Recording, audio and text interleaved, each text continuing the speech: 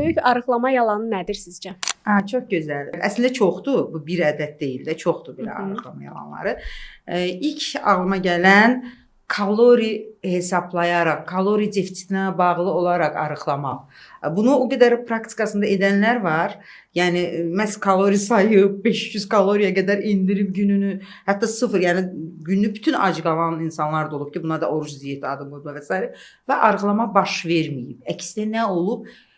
Çox ciddi problemlər ortalığa çıxıb. Sonra da bizi axtarıblar, tapıblar, müalicəyə gəliblər və bir altda yatan səbəbləri çıxartmışıq, qoymuşuq ortalığa ki, bu bir xəstəlik, bu ikinci xəstəlik, bu üçüncü xəstəlik və ya sindrom.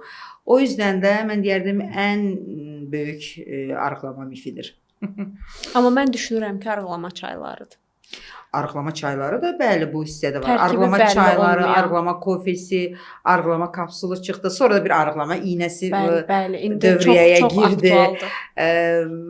Bunların hamısında müəyyən absurd məqamlar var. Olduğundan artıq şişirdilmə ki, belə deyərdim. Bəli, ən çox da arıqlama xırda vasitələri də, yəni tablet, kapsul və s. və ilaxır.